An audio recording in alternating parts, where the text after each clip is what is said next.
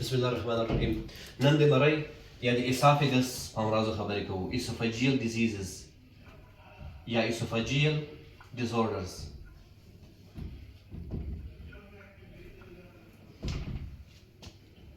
د مرۍ امراض.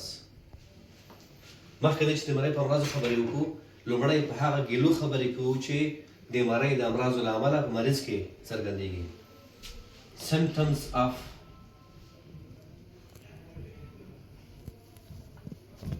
Symptoms of esophageal diseases. لنډ ځکه دي کو چې یو خو د وخت کمی دی او بل په پوهاوي کې مشکل نشته دی. Got it, my dears? Yes. Okay. درې مهمې ګیلې دي چې د مرۍ په امراضو کې عموماً په مریضانو کې څرګندېږي. اول سیمپټم، اوله ګیله Dysphagia.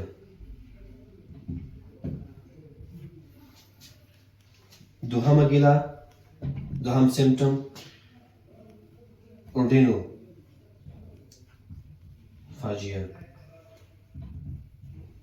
او دریمه ګیله هارټبرن چې پرون خبرې په وکړې په ګرد کې رامنځته کېږي. هارټبرن د esophageal diseases third symptom دی، دریمه ګیله ده. Dysphagia, difficulty swallowing is called dysphagia. په تکلیف بلع کول د شخوند تیرولو ته dysphagia ویل کېږي.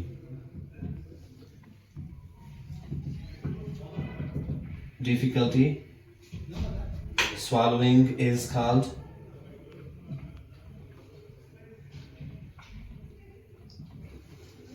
Dysphagia. او دا د مرۍ په میکانیکل ډیزیزز کې پیدا کیږي. کله چې د مرۍ عضلات سپازم پیدا کړي، تشنج پیدا کړي، سخت شي، د مرۍ د اوبو د دوا خوراک سختېږي، مشکل سره مخامخ کیږي. یا په عموم کې کله چې موټیلیټي ډیزارډرز موجود وي، موټیلیټي ډیسآرډرز موجود وي، د معدې د مرۍ د عضلاتو د پرسټیټیک حرکاتو مشکل موجود وي، لکه په ډایبیټیک مریضانو کې، لکه په سټروک سیوي مریضانو کې، یا کله چې د ګرد له امله سټرکچرز واقع شي، بندښت واقع شي، تنګوالی واقع شي په مرۍ کې، او د معدې حرکات په عموم کې موټیلیټي ضعیفه شي، دغه رامنځته کېږي. نور کازز هم لري چې انشاءالله وروسته پرې مفصلې خبرې کوو. بل هم اورډینوفاجیا. پینفul swallowing is called اورډینوفاجیا. په ډیسفاجیا کې پین موجود نه وي، فقط بلع په سختۍ کېږي، مریض د بندښت احساس کوي، او بلکې په اورډینوفاجیا کې مریض درد هم احساسوي. پینفul swallowing. په ډیسفاجیا کې پین موجود نه وي، فقط سختي وي، بلع په مشکل کېږي. اورډینوفاجیا کې پین موجود وي، پین هم په سختۍ کې هم درد احساس کېږي. نو دې وجه اورډینوفاجیا پینفul دردناکه بلع کول د اورډینوفاجیا په نوم سره یادېږي. اورډینوفاجیا. او دا هم په دوه حالتونو کې ډیر وي. یو د انفیکشن د امله، د انتان له امله د مرۍ د انساجو التهاب، انفلمیشن، اکیوټ انفلمیشن، یا هم کرانیک انفلمیشن، لکه کانډیډیاسس کې چې مرۍ سوخت کوي او بلع دردناکه وي. او بل هم په هرپس سمپلکس وایرل انفیکشن کې، په دې کې هم داسې کېږي. نور کازز هم نوي، خدای تر ټولو کامن کازز دي. او بل هم هارټبرن.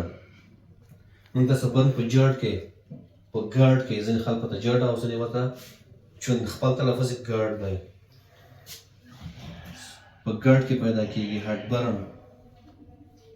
او دا د ګاسټرو اسوفیجیل ریفلکس ډیزیز تر ټولو سپیسیفیک سیمپټم دی چې په همدې باندې تشخیص کی کلینیکی هډ برن د سټرنم هډوکي شاته بیهایند سټرنم برننګ سنسیشن پیدا کیږي سټرنم هډوکي شاته سوخت احساس پیدا کیږي او دغه مشکل زیاتره خلک لري چې د معدې اسید زیات وي خوراک زیات کوي غوړ شیان سپایسي فوډ کافي الکحول ټوباکو تمباکو سموکینګ سیګریټ استفاده کوي ځینې دواګانې استفاده کوي پیدا کیږي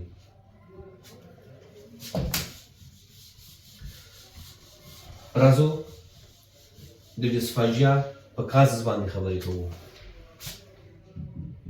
چون ډیسفاژیا یا ډیفیکلټ سوالوینګ ډېر اسباب لري ډېر امراض په پایله کې رامنځته کېږي نو راځو اول د ډیسفاژیا په اسبابو باندې خبرې کوو چې کوم ډیزیزز د ډیسفاژیا باعث کېږي causes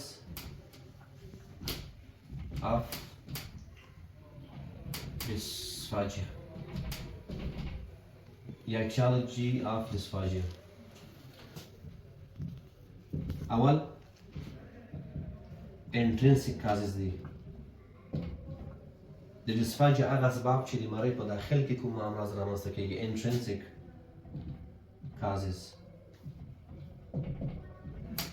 دې ته میکانیکل کازز هم ویل کېږي میخانیکي اسباب چې د مرۍ د عضلاتو په حرکاتو پر ارتباط لري میکانیکل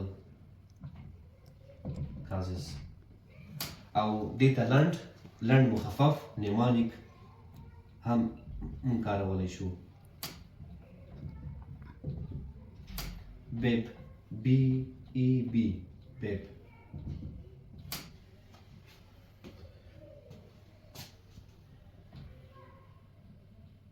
بیدامنه چې benign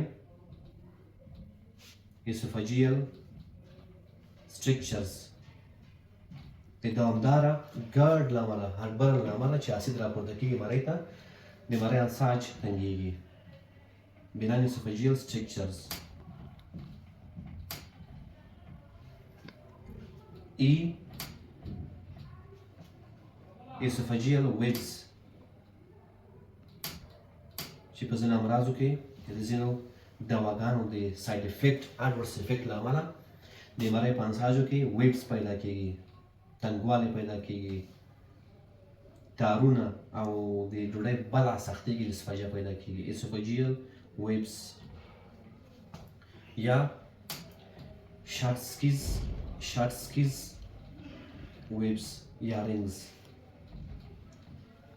یو قسم حلقې پیدا کېږي ځینې امراضو په پایله کې ځینې دواګانو په پایله کې او د ډوډۍ بله سختېږي او ډیسفاژیا پیدا کېږي آخري بي په د بیب کې آخري بي benign or malignant esophageal tumors د مرۍ په داخل کې benign او malignant tumors extrinsic causes کې کله چې بهرنی کمپریشن فشار راشي د مرۍ په انساجو او ډیسفاژیا پیدا کېږي په دې کې نیمانیک لنډ مخفف یاد کړئ چې درنه هېر نه شي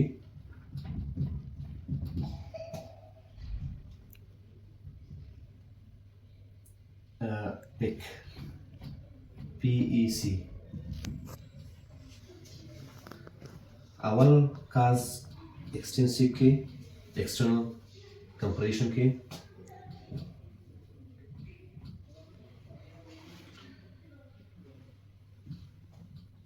posterior mediastinal mass the posterior mediastinum و قسمت के लोकेशन के د کوم ماس فشار موجودیت چې د مرۍ په انساج فشار راوړي او غذا باندېږي ډیسفاژیا پیدا کېږي دوهم په پی کې ای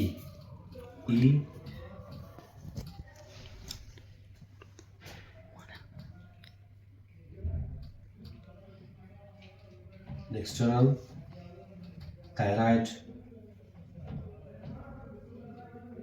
gland یعنې په دې معنی چې د بهر نه د تایراید غدې انلارجمنټ لویوالی دې باعث کېږي چې د مرۍ په انساجو فشار راوړي هغه د مشکل سره مخامخ کېږي د سوالوینګ پروسس او مریض ډیسفاژیا پیدا کوي او دریم C cervical spondylosis.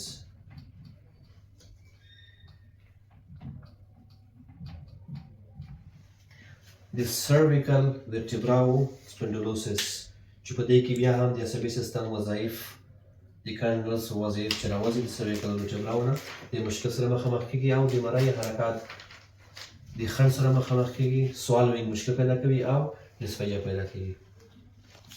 د dysphagia دریمه کټګوري هغه اسباب دي چې مریض هم د solid هم د جامد او هم د liquid مایع سره دواړو سره swallowing په وخت کې سختي احساسوي، difficulty swallowing پیدا کېږي یا dysphagia پیدا کېږي. Dysphagia for solid and liquid. Dysphagia for both solid and liquid. په دې کې bad S نمانیک شامل دی. BADDS bad S. په bad S کې اول B bulbar palsy چې د فارنکس قسمت کې پالسي واقع کېږي او اسافیګس هم اخته کوي، مریض هم د سوال هم د لیکوډ سره dysphagia پیدا کوي. دوهم A اکالیژیا. ځینې خلک اکالازیا بولي خو اکالیژیا دا هم کله چې لوور اسوفیجل سفنکتر مشکل پیدا کوي او په معده کې د معدې حرکات مشکل پکې رامنځته کېږي، د خنډ سره مخامخ کېږي او dysphagia پیدا کېږي هم د سالډ هم د لیکوډ سره. دریم ډي بارډ ایس کې اوله ډي diabetic nephropathy وبخښئ.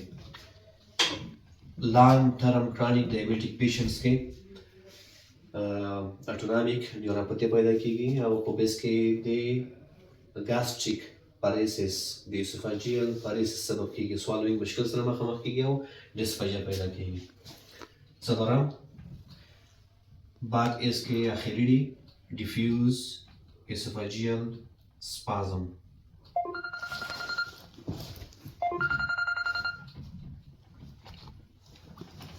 کله د مرۍ انساج په abnormal condition کې diffuse شکل spasmatic شي دغه مشکل پیدا کېږي، swallowing او dysphagia رامنځته کېږي، swallowing مشکل سره مخامخ کېږي. او آخري اس سکلروډرما چې په دې کې د وجود د نورو ساحو سره څنګ کې اسوفاګس کې هم سپازم پیدا کېږي، شخوالی پیدا کېږي او swallowing د خنډ سره مخامخ کېږي، dysphagia ډیولپ کوي. نن هم دومره بس دی، انشاءالله نیکسټ لیکچر کې به د اسافیګس